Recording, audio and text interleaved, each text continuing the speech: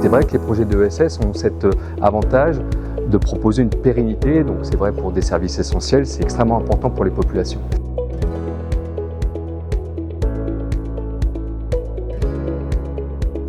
Donc les défis qui sont rencontrés par les ESS, j'en vois au moins 3. Le premier, c'est une bonne compréhension des principes même de l'ESS, de ce concept, qui est assez protéiforme en fait. Le deuxième défi, c'est l'absence de cadre législatif et réglementaire dans nos pays d'intervention, notamment ici à Madagascar. Et enfin, bien sûr, le troisième défi, c'est l'accès au financement. On sait que c'est absolument nécessaire pour l'amorçage et pour l'accélération de ces projets.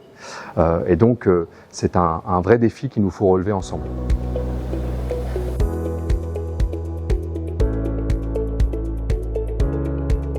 Le premier, c'est une compréhension partagée donc, de ce concept de l'ESS.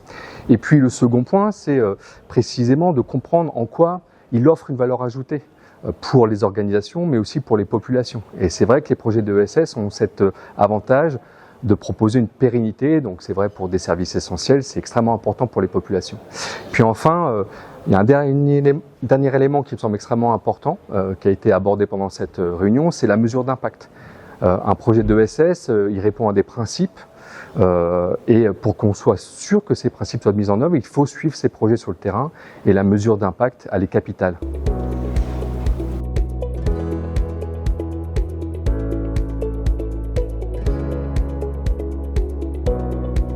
J'en vois là aussi au moins 3. La première, c'est contribuer ensemble à cette forme d'internalisation du concept de l'ESS, notamment à Madagascar, pour que l'ensemble des parties prenantes comprennent de quoi il s'agit.